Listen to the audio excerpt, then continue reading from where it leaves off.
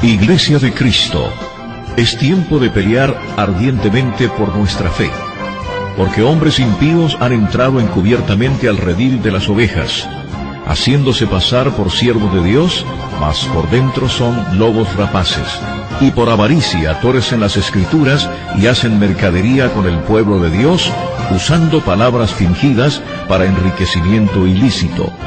Por esta razón, como atalayas que somos de nuestro Señor y Salvador Jesucristo, tocamos fuerte la trompeta con mensajes de alerta.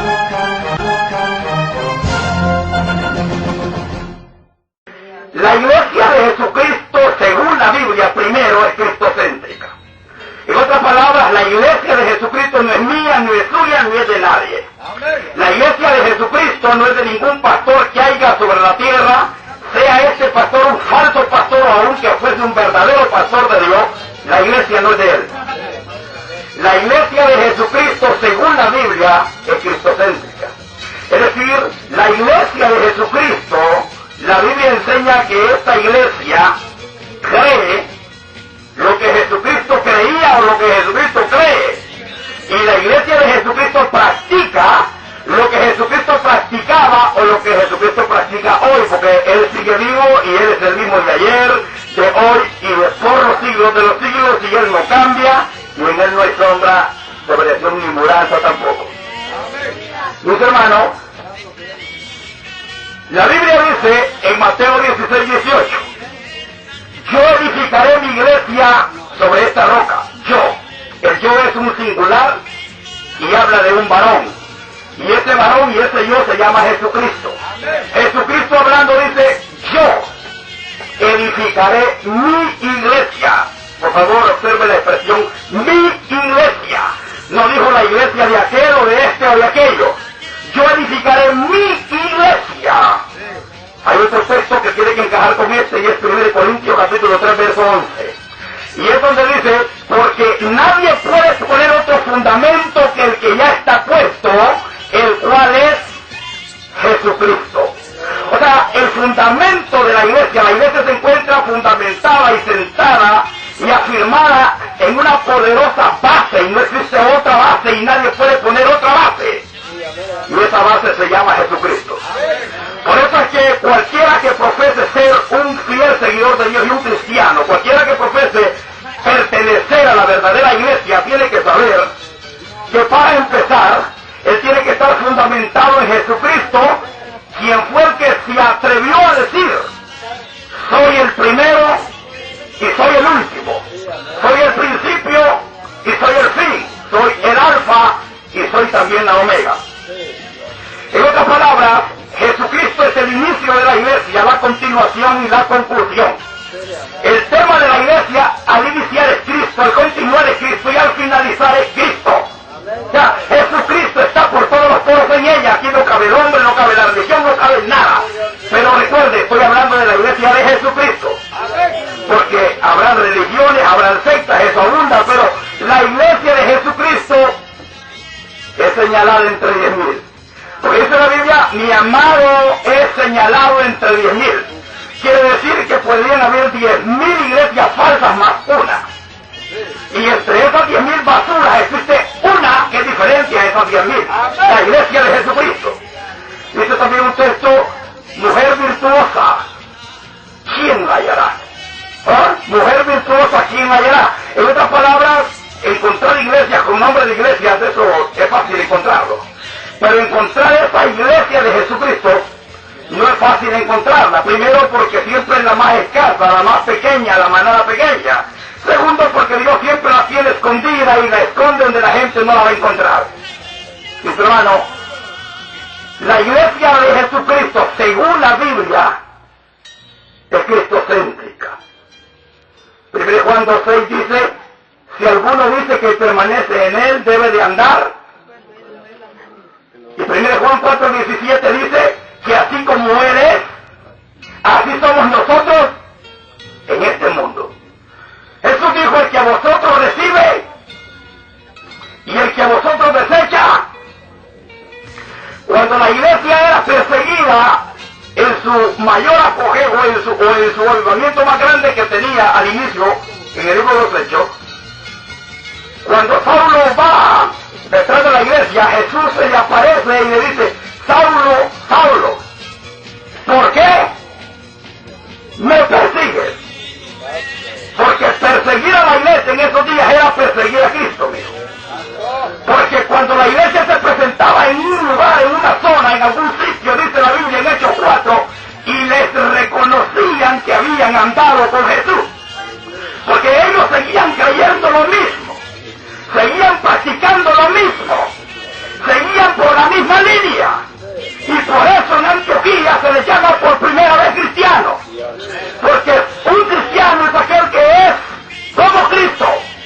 No es alguien que es Cristo, porque el Cristo es único y es el unigénito. Pero un cristiano es alguien que es como Cristo en el sentido de que sigue creyendo lo mismo y practicando lo mismo.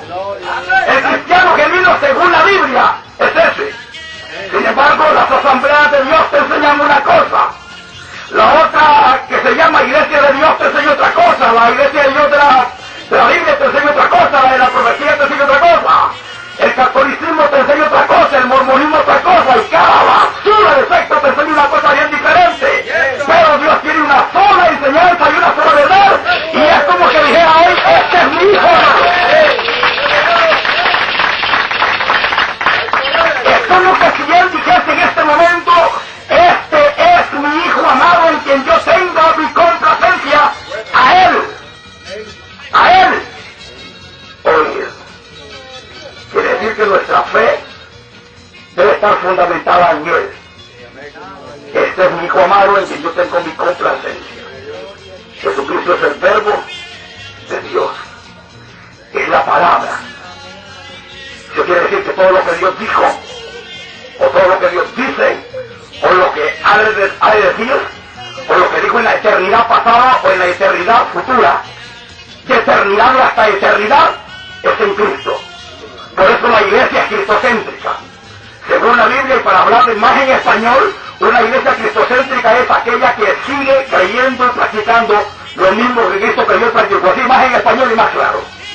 La iglesia es cristocéntrica. Y ese es el problema de las religiones, que tú vas a ver que el catolicismo o a veces te da terapia y empieza hablando de Cristo pero termina con María. O te la pone al revés, empieza con María y después te da terapia y termina con Cristo. O es que el mormón tiene que empieza con Smith y termina con Cristo, o empieza con Cristo y termina con Smith. Los otros testigos de Rayovac que empiezan hablando de Cristo y terminan hablando del mentado Carlos Russell o viceversa. Pero estos siempre son como el pasto, como dicen allá. Y ese es el problema, y esto se da también en la mayor parte de las iglesias evangélicas. ¿Cuál es el problema que se da? Que la gente empieza hablando bonito de Cristo y de repente aparecen dándole gloria a esto, dándole gloria a aquello, al reverendo, al cumpleañero, a esto y a aquello, y vas a ver que los dogmas de hombres están allí metidos siempre al inicio, o al final, o por el medio, pero siempre meten allí. Y por eso la Biblia decía que había que decir la leche espiritual no mezclada, no adulterada, tenía que ser genuina y tenía que ser única. Mis hermanos, la iglesia verdadera según la Biblia, o según Dios, es cristocéntrica. Es cristocéntrica. Si usted lee los 4 evangelios, verá que siempre Jesús dijo estas palabras, estos términos, y dijo: yo soy la resurrección y la vida. Yo soy el buen pastor. Yo soy el camino. Yo soy la verdad. Yo soy la vida. Yo soy el agua. Yo soy el pan. Él era todo, pues. Yo soy. Por eso es que la iglesia es cristocéntrica. Porque Jesucristo es la resurrección de la iglesia, porque Él es la resurrección. Jesucristo es el pastor de la iglesia, porque Él dice: yo soy el pastor. Jesucristo es la verdad de la iglesia, porque Él dice: soy la verdad. Él es la vida, Él es el camino por donde la iglesia tiene que caminar. Jesucristo es el camino por donde la iglesia camina, es la verdad que la iglesia conoce y la vida que la iglesia experimenta.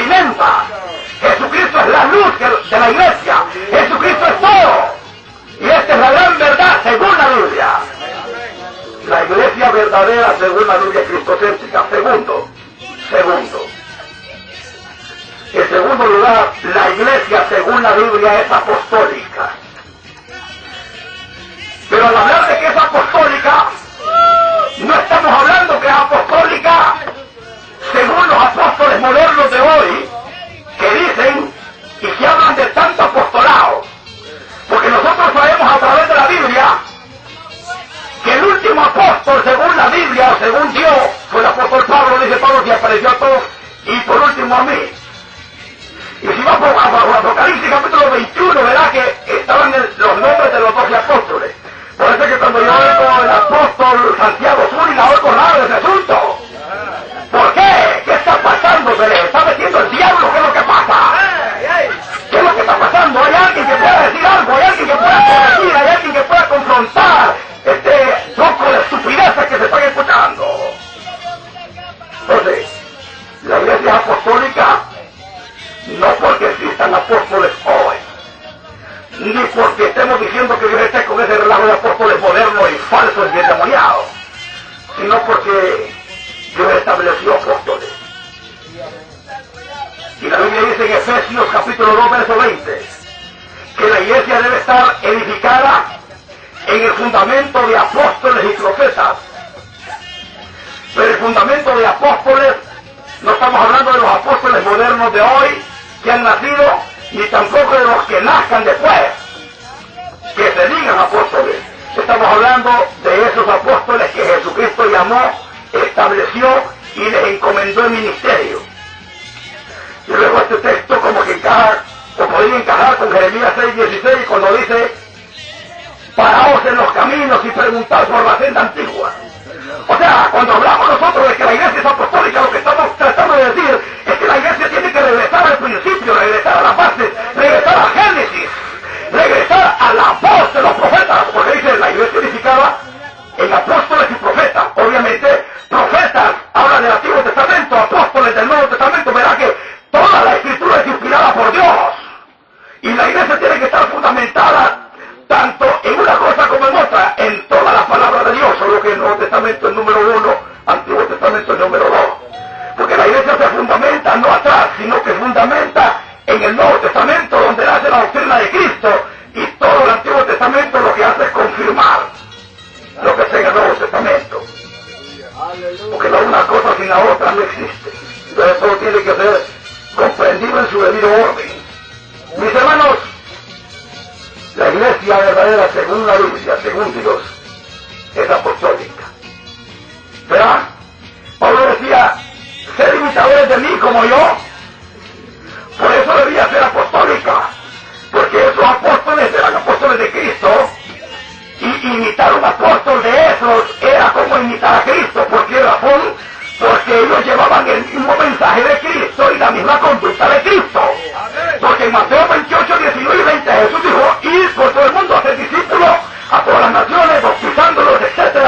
Y luego dice: enseñándoles, no lo que se les antoje, sino enseñándoles las cosas que yo os he mandado. Luego Pablo dice en 1 Corintios 15, 1, verso 2: porque yo os he enseñado lo que así mismo recibí. Yo os he enseñado lo que así mismo yo recibí. Y vea usted que ellos nunca enseñaron algo fuera de la palabra de Dios. Y eran muy cuidadosos en esto. Porque cuando Pablo dice la iglesia edificada en el fundamento de apóstoles y profetas, siempre mantenía ese lenguaje de la vigilancia y decía: siendo Jesucristo la principal piedra del ángulo. Ese era un lenguaje de vigilancia que lo interpreta más claro en Gálatas 1 cuando dice: si un ángel del cielo desciende con otro evangelio, y luego profundiza más y dice: o si aún nosotros, es un plural en el que incluye a Pablo, a Pedro, a Jacobo, a Apolo, a todos ellos, o si aún nosotros sale con otro evangelio. No solo había que darle más prioridad a lo de Cristo porque era la principal piedra del ángulo, sino que ellos se convertían automáticamente, literalmente, en malditos, en anatemas, al desviarse del evangelio. La verdadera iglesia según la Biblia es apostólica. Los apóstoles llevaban la sana doctrina, la doctrina de Cristo. En el Nuevo Testamento va a llevar la sana doctrina en 3 lenguajes. 1. Dice la Biblia, y perseveraban unánimes en la doctrina de los apóstoles. 2. La Biblia habla de la doctrina de Cristo. Y 3. La Biblia habla de la sana doctrina.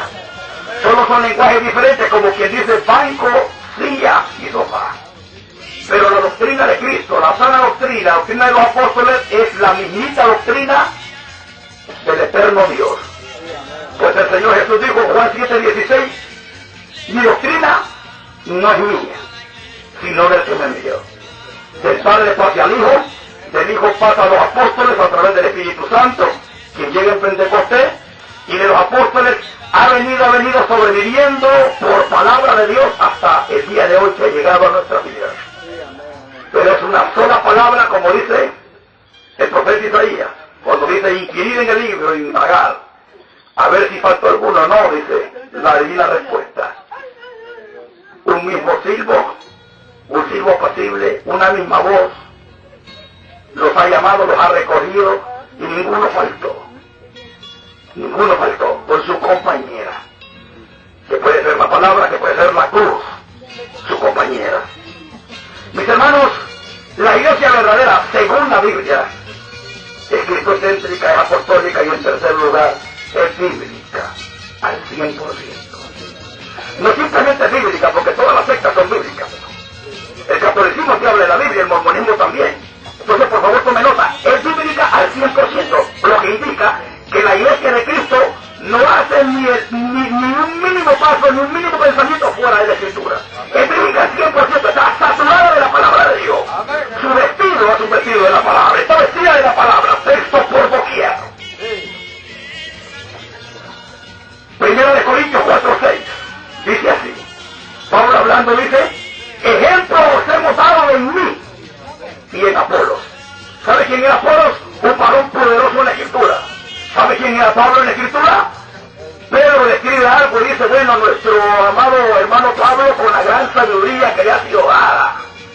Pedro mismo, que anduvo literalmente con Cristo, reconoce la capacidad de formación que había recibido Pablo de parte de Dios, aunque Pablo no anduvo con Cristo, literalmente hablando. Pero entonces Pablo dice, ejemplos hemos dado en mí y en Apolos, a no pensar más de lo que está escrito. Luego, cuando usted corre a 1 Pedro 4, versos 10 y 11, dice Pedro, si alguno habla, hable conforme a la palabra.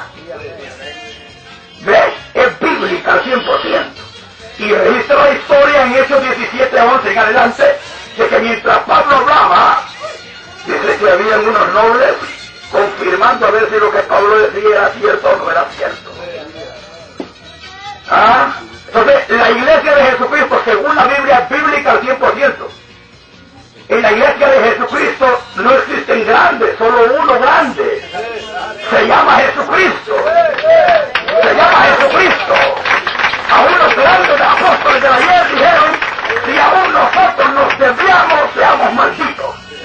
Ellos decían, la principal piedra del ángulo de Jesucristo, lo que estamos diciendo, el mayor, el grande se llama Jesucristo. Por eso los mensajeros de Dios no tienen que estar interesados en que les digan un renombre.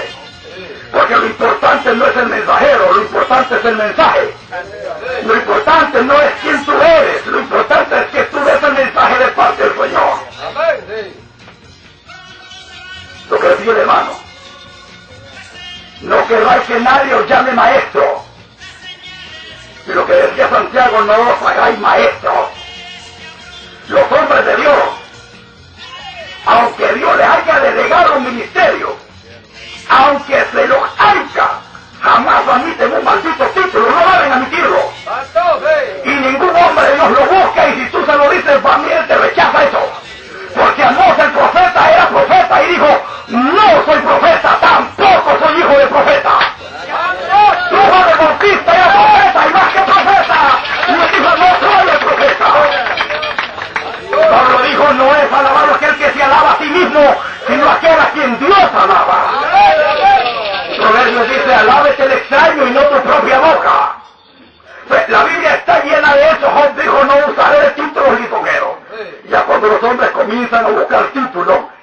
ya el diablo comenzó a metérseles.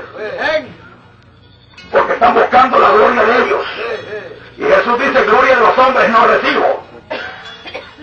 Y Pablo, ¿qué dijo? Yo soy el más pequeño de los santos. Imagínese usted, hermano. Pablo observa la iglesia y lógicamente existe un santo que es pequeñito como la oveja recién nacida. Y él voltea a ver a todos y luego compara su nivel y se da cuenta que él es más pequeño que aún esa ovejita recién nacida. Pues imagínese usted entonces, si Pablo es el más pequeño, aún más pequeño que la más pequeña oveja, entonces, ¿en qué nivel está usted y yo? Eso es lo que tenemos que entender. Que Jesús nuestro Señor ha dicho que aun cuando hagamos lo que tenemos que hacer, nuestro nombre se llama inútil. Imagínese usted que a veces ni inútil llegamos entonces, ¿qué es lo que está pasando? Entonces, mi hermano, la iglesia es bíblica, al 100. Todo lo que creemos está en la Biblia. Por eso es que no se puede aceptar que nadie salga con una estupidez que no esté en la Biblia. Nadie tiene derecho ni permiso de hablar algo que no tenga base en la Biblia. Nadie. Porque tenemos que tener miedo a ese texto que dice, si tú le pones, yo te voy a poner plagas encima, dice Dios. Y si tú le quitas, yo te voy a quitar tu parte del libro de la vida. Proverbios dice, el capítulo 30, no añadas a sus palabras para que no te reprenda. Y esa es una reprensión manifiesta y fuerte. Y por eso vienen los ataques y viene el golpe fuerte. La iglesia de Jesucristo, según la Biblia en tercer lugar, es bíblica, pero no bíblica como las iglesias chachalecas, que le ponen un poquito como cuando el diablo le habló a Cristo, mira, Cristo está, tirate, hombre, si a los ángeles mandará. La iglesia de Jesucristo es bíblica al 100%. Todo lo que creemos se basa en la Biblia. Todo lo que practiquemos se basa en la Biblia. Si hay que hacer, pensar, ir, no ir, se basa en la Biblia. Y cuando eso sea así, la iglesia camina bien. Por eso los apóstoles no tenían tanta polémica, porque todos creían en una misma cosa y para ellos ellos se habían metido a este rollo de que la palabra estaba encima de todo, pues, y que nadie podía hablar más nada fuera de la palabra.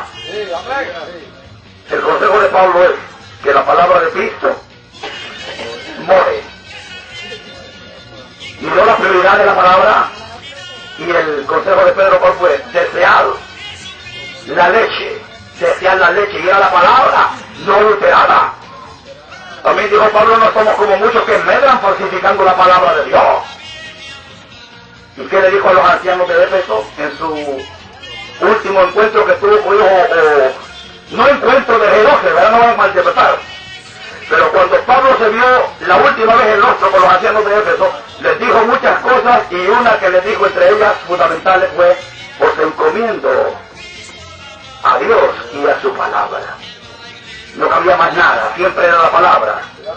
Siempre era la palabra. Y eso dijo, santifícalos en tu verdad. Tu palabra, dijo más, vosotros ya estáis limpios por la palabra. La palabra es la esencia, es el fundamento, es lo fundamental en la iglesia. Y por eso han pasado todas las desgracias a nivel mundial dentro de la iglesia por la falta de la palabra. Porque dice Oseas 4:6, el texto es muy conocido, mi pueblo fue destruido ¿por qué? Eso es Oseas 4:6. Pero algo similar está en Isaías 5:13, cuando dice, mi pueblo fue llevado cautivo, porque no tuvo conocimiento. O más bien lo que dice el Señor en el Nuevo Testamento, erráis porque ignoráis la Escritura. Los profetas decían, así dice Jehová. Decía el lenguaje bíblico, escrito está. El lenguaje bíblico, como dice el profeta, como dice la Escritura, de su interior correrán. Esto fue para que se cumpliese lo dicho por el profeta. Y verán que todo el lenguaje bíblico, siempre ellos venían dándole prioridad a la palabra. La iglesia, según la Biblia, es cristocéntrica, apostólica y es bíblica al 100%. Y está fundamentada en Cristo, persiguiendo esa doctrina del ayer, de la senda antigua, como dice Jeremías, y saturada de la palabra. Y eso es más fundamental. Pero en cuarto lugar, la iglesia según la Biblia es santa. Y eso lo sabemos. La palabra santo o santidad significa apartarse de y apartarse para. O sea que la iglesia de Jesucristo está apartada de el poder del diablo, el poder del mundo y el poder de la carne, para Dios, su evangelio, su voluntad. Dios la separa de lo negativo y la introduce en lo positivo, eso es santidad. Dios aparta a la iglesia del mal, de lo sucio, para consagrarla para Él. Pero esta santidad que la iglesia tiene primero es completa. Primero es completa. Primera Tesalonicenses 5:23 dice, y el mismo Dios de paz os santifique por completo todo vuestro ser, espíritu, alma y cuerpo. Eso está relacionado con 2 Corintios 7, verso 1, cuando dice que había que apartarse de toda contaminación de carne y de espíritu. La parte carnal es la parte externa y la parte espiritual es la parte interna. Dice que había que apartarse de toda contaminación de carne y de espíritu. Y Jesús decía, fariseo ciego, limpialo de adentro para que también esté limpio lo de afuera. Y la Biblia siempre venía haciendo reprensiones respecto a esos dos ambientes, adentro y afuera.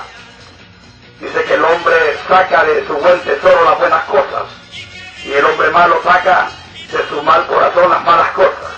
Y dice el proverbista, tal es el hombre en su corazón, así es él. Mis hermanos, la iglesia, según la Biblia, es santa.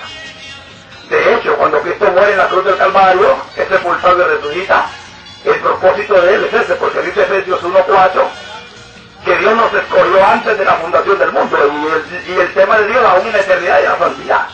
Dice que nos escogió desde antes de la fundación del mundo para que fuésemos santos y sin mancha delante de él. El 1:4 de Efesios.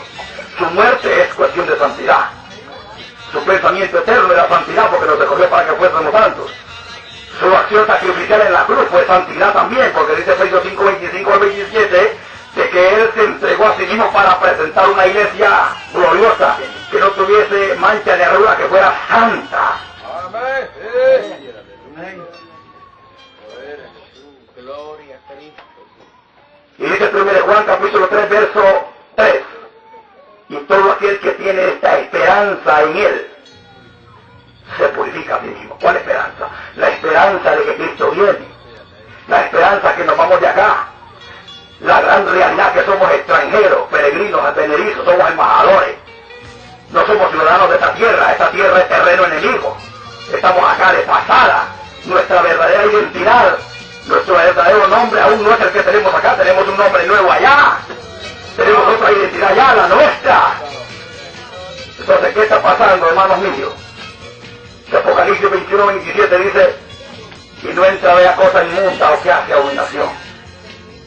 La santidad de Dios es fundamental.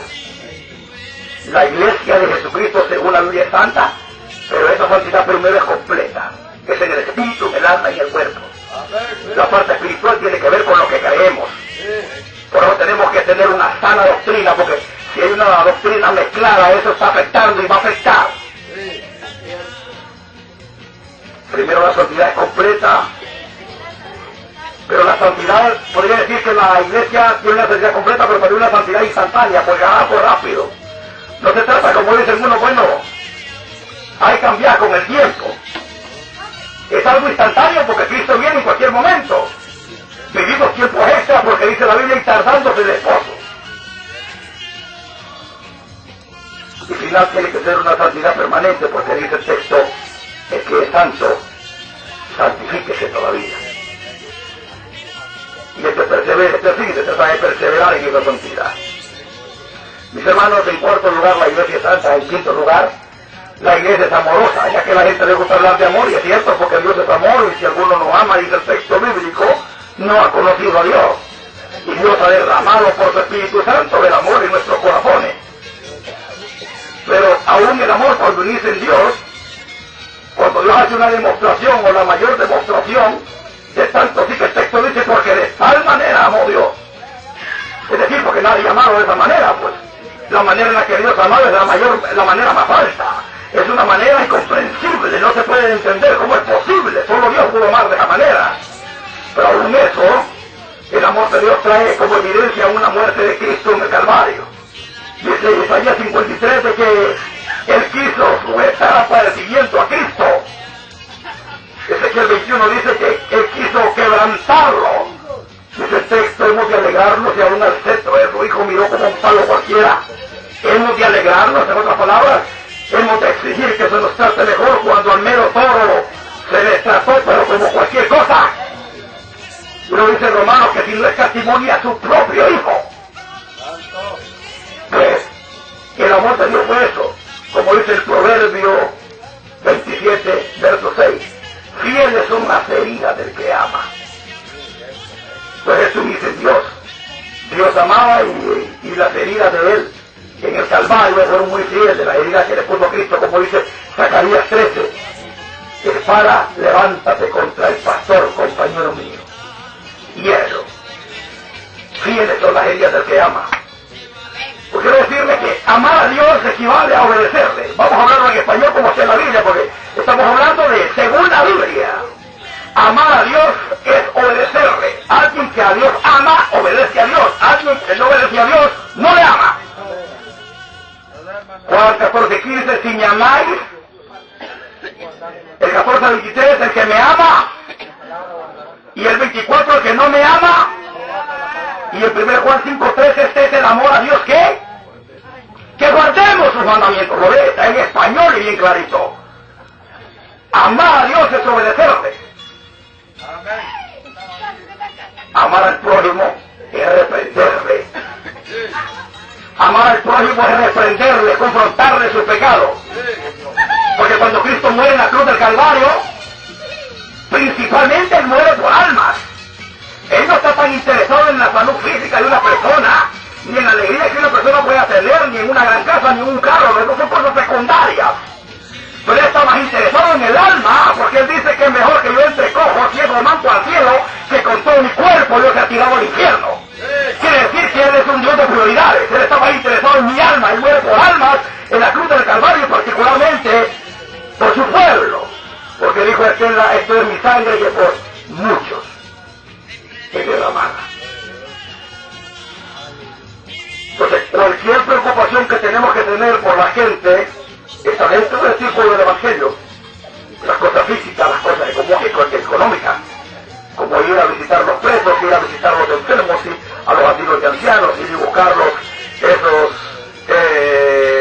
niños de la calle que andan en la calle, servir económicamente, ir a servir con los bienes. Eso era parte del Evangelio, porque había que acordarse de las viudas, los huérfanos, todo eso. Pero por encima de eso está el alma de las personas, y para poder rescatar esa alma no podemos rescatarla sin ir con ese inicio de reprensión. No podemos. Y el amor está dividido en tres fases, porque dice ama a Dios sobre todo, segundo al prójimo y tercero como a ti mismo. Primero amar a Dios, segundo amar al prójimo y tercero amarse a ti mismo. Amarse a ti mismo nunca fue malo. Lo que fue malo es amarte a ti mismo antes que a Dios y antes que a tu prójimo. Y dos, amarse de una manera equivocada. Porque el texto dice que hay que negarse a sí mismo. Entonces la Biblia dice que en los últimos días habrían hombres amadores de sí mismos. ¿Entiendes? Pero una persona que se ama a sí mismo en el correcto lenguaje de Dios, el tipo dice, no quiero que mi alma caiga al infierno, por tanto yo voy a negar a esto y aquello y voy a crucificar mi carne. Eso es después. Entonces esto tiene que ver con primero obedecer a Dios, amar a Dios, reprender al prójimo, amar al prójimo y negarme a mí mismo porque yo me amo. Yo amo mi alma. Yo amo mi vida. Entonces yo tengo que negarme a mí mismo. En ese sentido correcto sí se puede. Pero hay un sentido negativo que el que se ama a sí mismo, amor de sí mismo, pues el tipo va por su camino. Entonces ese es un rollo ya al revés. Pero vamos rápido. Quinto lugar.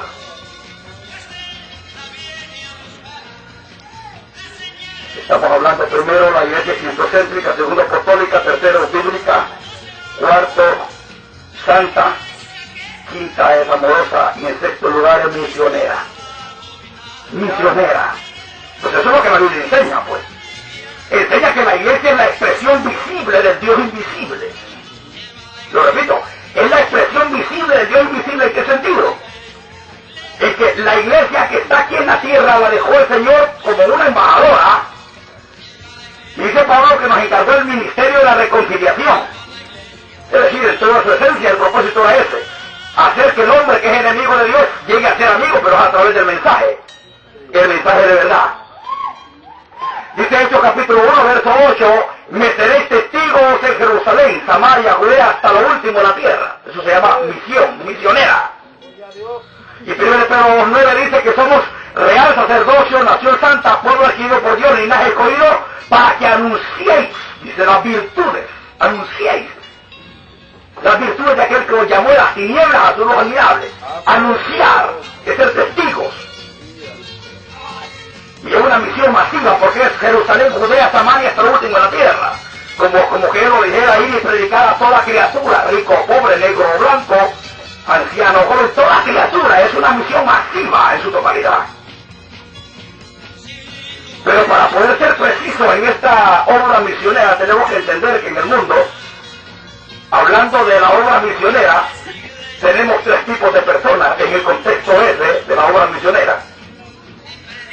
Y esto lo menciona Pedro en segunda de Pedro cuando dice, no, primera de Pedro 4, 17 y 18 cuando dice, si el justo con dificultad se salva, ¿dónde aparecerá quién? ¿El impío y él? O sea que existe el justo, el impío y el pecador. El justo es el fiel, el impío es el falso, aunque sea evangélico, católico, de cualquier secta mundial. Y el pecador es el neutral, por decirlo así, el inconverso, pues, el que no es ni católico ni evangélico. Y luego Apocalipsis lo menciona en el capítulo 3, verso 16 y adelante, cuando dice, por cuanto no eres frío ni caliente, sino tibio. Existe el frío, el caliente y el tibio. El caliente es el justo, el tibio es el impío, y el frío que habla de lo helado, de alguien que está muerto, del pecador inconverso. Entonces tenemos que entender que hay estos tres tipos de personas en todo lugar. Por donde la iglesia vaya están los tres tipos de personas. Y la iglesia tiene que llevar un mensaje masivo y completo a los tres tipos de personas. Entonces tenemos que saber cuál es el mensaje que Dios ha delegado para cada tipo de persona. Porque si usted tiene un dolor cerebral, no le podemos dar un medicamento para calentura porque su problema es cerebral. ¿Entiende? Entonces, en la Biblia, cuando Jesús estaba en sus días acá, literalmente hablando, estaban los tres tipos de personas. Los inconversos a quien él evangelizaba, los justos a quien él enseñaba y los impíos a quien él ejecutaba. Y en los días de los apóstoles también estaban los tres tipos de personas. Los inconversos a quien ellos evangelizaban y decían, no hay otro nombre debajo del cielo.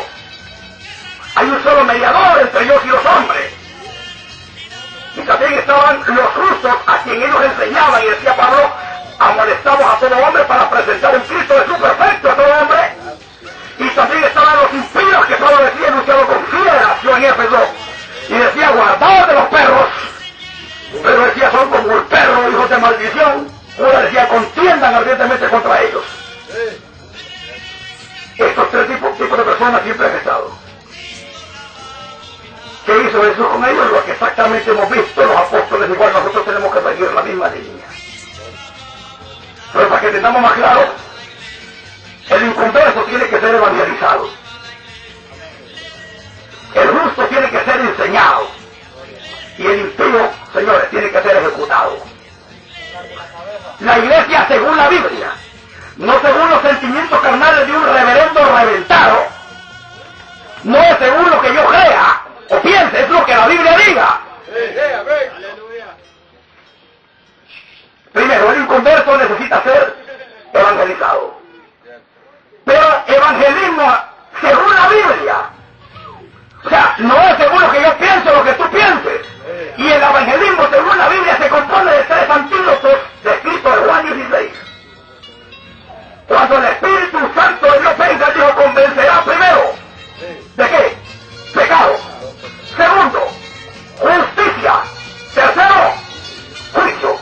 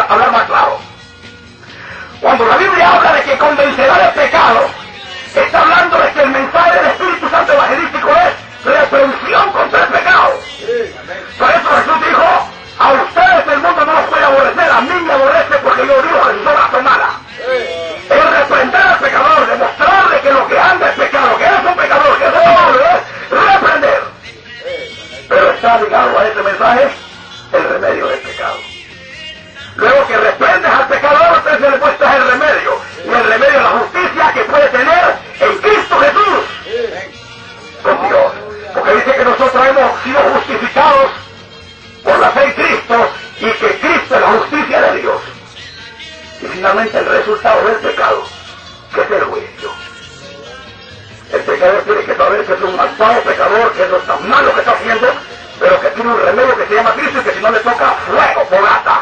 Eso es juicio, así de claro. Dile, ¡hey, pecador! Tú andas mal, pero si te arrepientes, Cristo te puede salvar, si no te toca fuego. Así es el evangelio masivo de la Biblia. Evangelismo al inconverso. Y el evangelismo masivo se vuelve ofensivo cuando el inconverso tiene una represalia.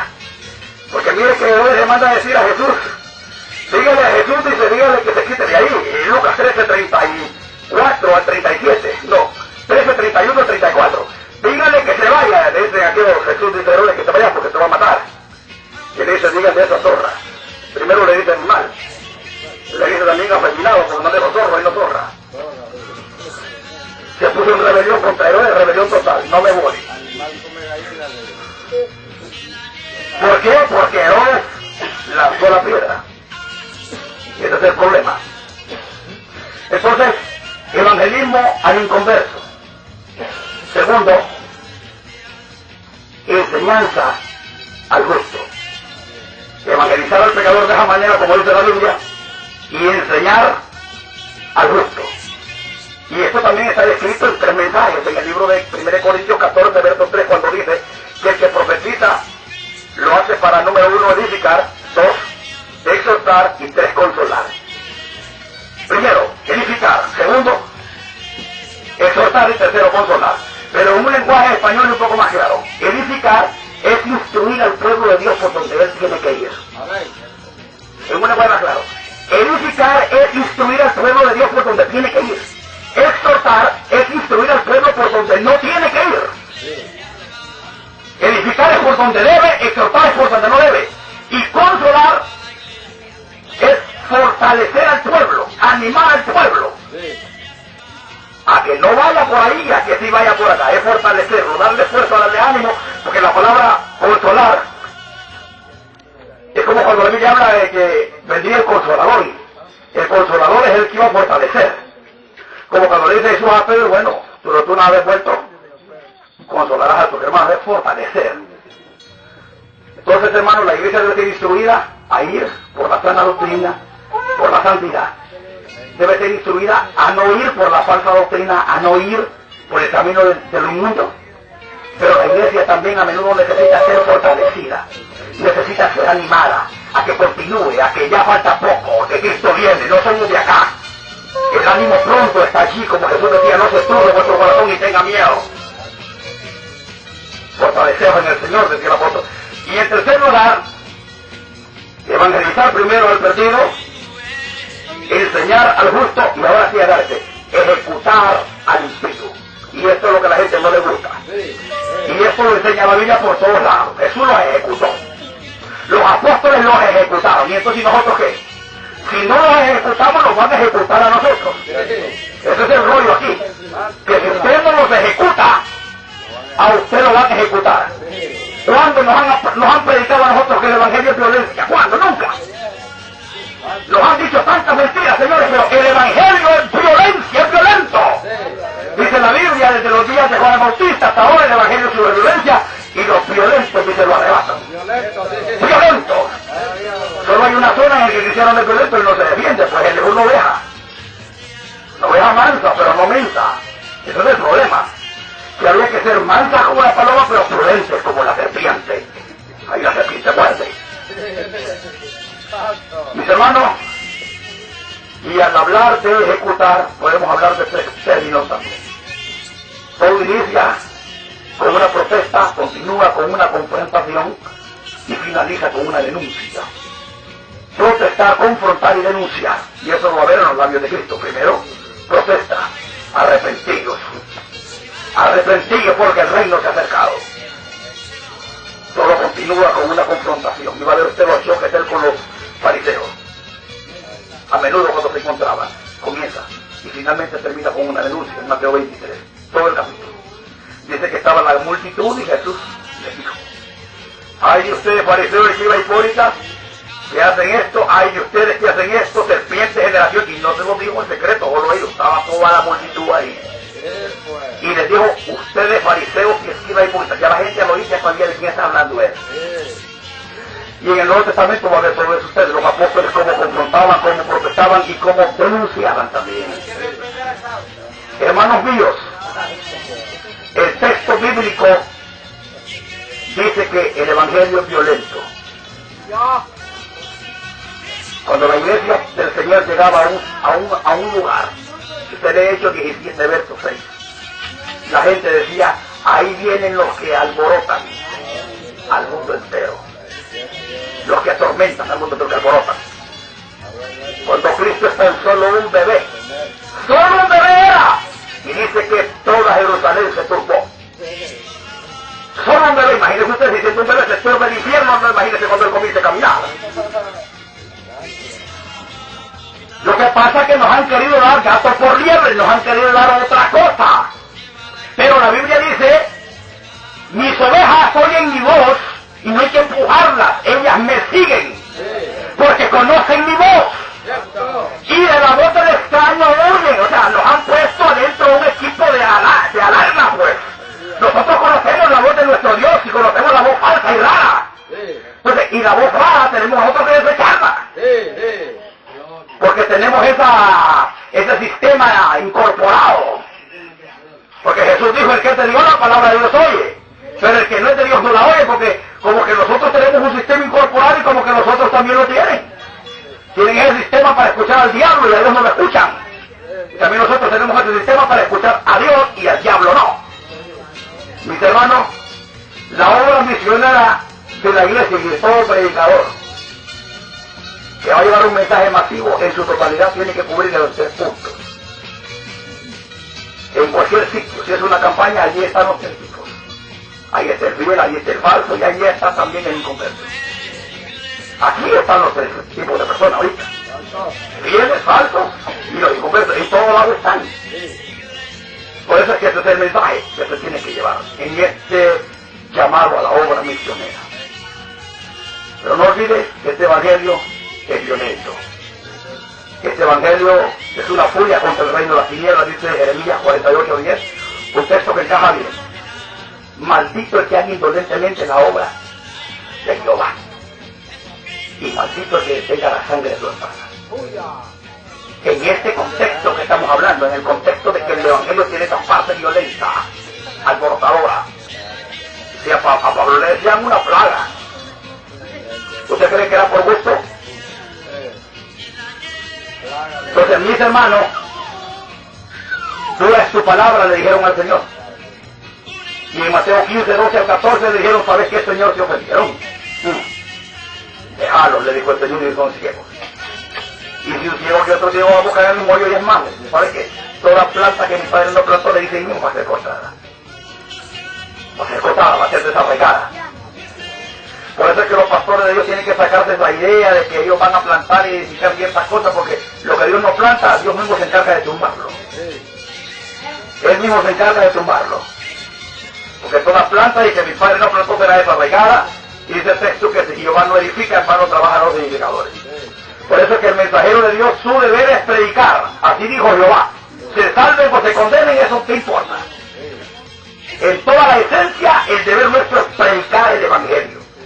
A Ezequiel dijo, escuchen o dejen de escuchar. Tú diles así de Jehová. Lo importante es que sepa que hubo profeta entre ellos, que hubo una voz profética. En sexto lugar, la iglesia es misionera. Pero en séptimo lugar, la iglesia es sufriente. En séptimo lugar, la iglesia es sufriente. La iglesia nació para sufrir. La Biblia dice, si alguno quiere ser mi discípulo, niéguese a sí mismo, tome su cruz y sígame. Seguirle es que él dijo, ¿saben qué? Cuando él dijo, niéguese a sí mismo, tome su cruz, cuando él dice, tome su cruz, o sea que él lo fue preparando despacio, pues. Negarse era estar dispuesto a dejar de reír. Tomar la cruz era estar dispuesto a comenzar a sufrir. Y seguirle era el colmo del sufrimiento. Y ir a la cruz, porque ese es el colmo que le fue pasar cristiano muerte. Entonces él fue enseñándolo despacito como un maestro preciso.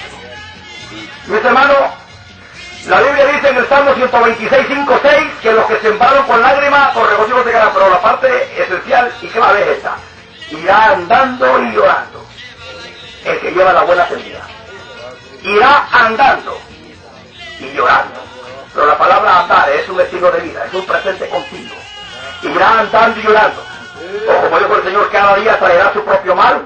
O como bien dijo, tome su cruz cada día. Cada día. Por eso necesitamos sus misericordias cada día o cada mañana. Porque Él sabe que la necesitamos para poder sobrevivir y para poder batallar. Pero cuando usted va al Nuevo Testamento, Juan 16:33, verá que dice, en el mundo tendréis que. ¿Y por qué estos cantantes locos nos están diciendo que no puede estar triste un corazón que alaba a Cristo? ¿Qué es lo que está pasando entonces? Porque no puede estar triste un corazón que alaba a Cristo, eso no es así. Lo tienen como 1000 grados al revés. Sí puede estar triste un corazón que alaba a Cristo y no solo que puede, debe estar triste. Porque Él lo dijo, en el mundo tendréis aflicción. Tendréis un presente continuo también. Y luego dice Juan 16, vosotros lloraréis, lamentaréis, pero vuestra tristeza se convertirá en gozo.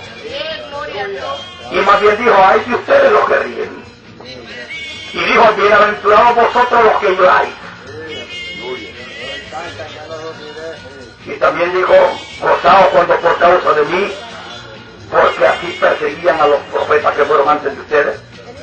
Y también dijo, ay de ustedes cuando la gente hable bien de ustedes. Lucas 6:26. Gozaos cuando hablen mal de vosotros mintiendo. Así hablaban de los falsos profetas. Mateo 5, verso 12. Bienaventurados los que lloran, Mateo 5:2. Verá usted, hermano mío, corra un poquito más allá a Marcos capítulo 9 y dice que todo sacrificio tendrá que agarrar sabor con sal y con fuego. Corra Mateo 20 y verá que dice que las copas que yo he bebido, de esas copas van a beber ustedes, con el bautismo también van a ser bautizados. O sea, con otras palabras, ¿quién es el pastor de la iglesia? Por donde el pastor cruza por ahí de la iglesia también. Es el mismo camino, dicho más en español, así es. Aleluya. Y cuando usted va a Hechos 14:22, ya para terminar, hermano mío, ya para terminar, cuando usted va a Hechos 14:22, dice Pablo, es necesario que a través de muchas, no de pocas, muchas tribulaciones entremos al reino de los cielos. Si va a Filipenses 1:29 dice que no solo se nos ha concedido creer en Él, sino también padecer. O sea que el padecer por Cristo no lo elegimos nosotros, como que eso es un don, como eso es un privilegio. Como dijo David, es hermosa la idea que me ha tocado. Y si usted va a 2 Timoteo 3:12 dice, todos los que quieran vivir piadosamente en Cristo Jesús, ¿qué va a pasar? Pues que nos digan esa verdad, porque no estén engañando a la gente. Que le digan a la gente, venga Cristo, aquí va a sufrir, aquí tiene que padecer por Cristo, si no, no largo. Porque eso es lo que Jesús enseñaba, dice que a las multitudes que le seguían les decía, si alguno quiere venir a mí, no aborrece a sus padres, a sus madres, a su mujer, y aún su propia vida no puede ser. Ahí la gente venía o se iba, mensaje a la conciencia le llamaba ese. O sea, no engañando tanto, una sola. ¿Entiendes? Pero están diciendo no puede estar triste un corazón que alaba a Cristo, eso es mentira. Jesús dijo en Mateo 26, mi alma está muy triste. Está muy triste.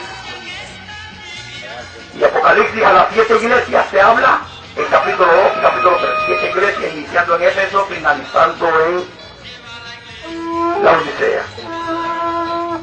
Y en cada mensaje a cada iglesia, la parte final usa este término y dice, el que venciere comerá el maná escondido.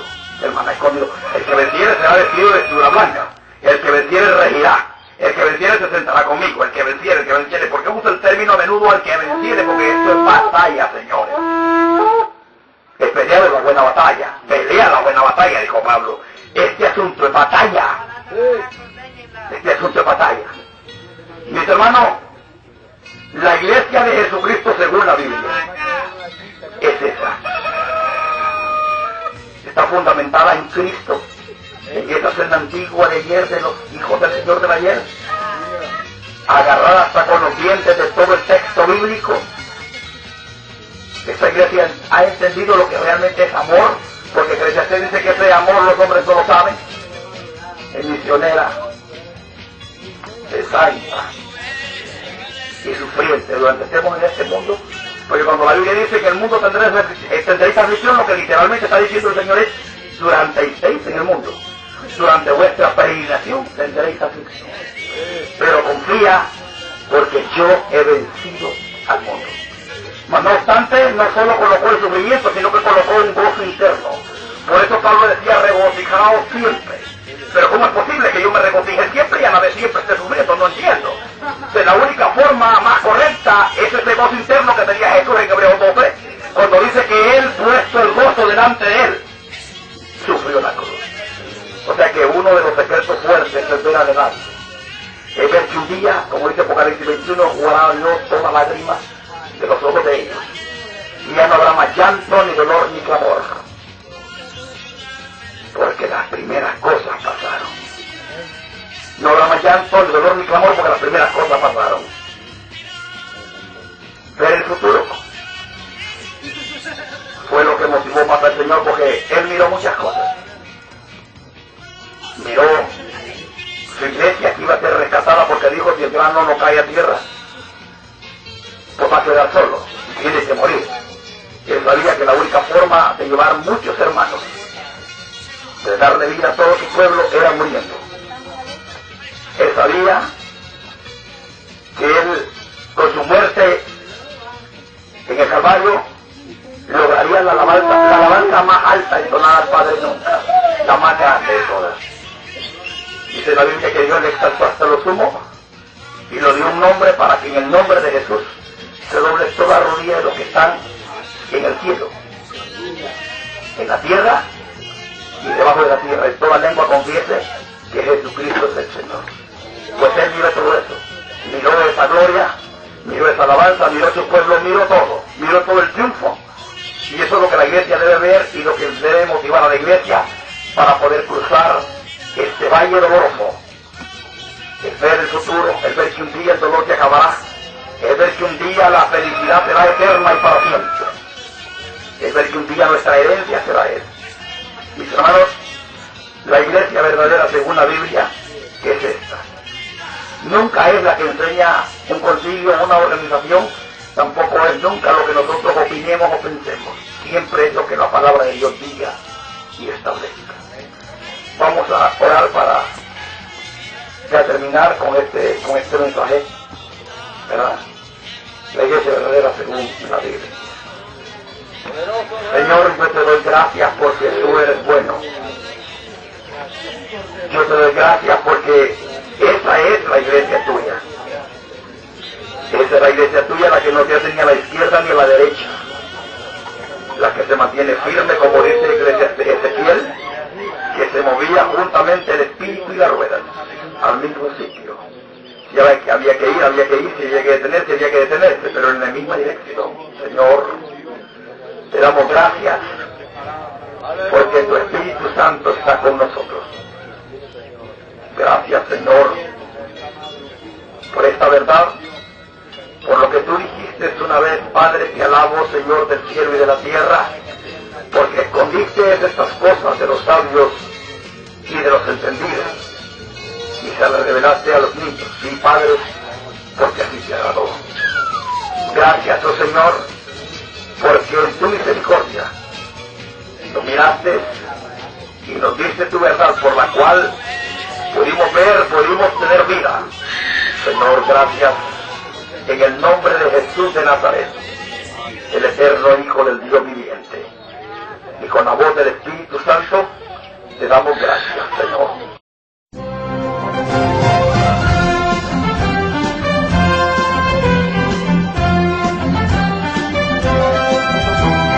Iglesia de Cristo, es tiempo de pelear ardientemente por nuestra fe, porque hombres impíos han entrado encubiertamente al redil de las ovejas, haciéndose pasar por siervos de Dios, mas por dentro son lobos rapaces, y por avaricia tuercen las Escrituras y hacen mercadería con el pueblo de Dios, usando palabras fingidas para enriquecimiento ilícito. Por esta razón, como atalayas que somos de nuestro Señor y Salvador Jesucristo, tocamos fuerte la trompeta con mensajes de alerta.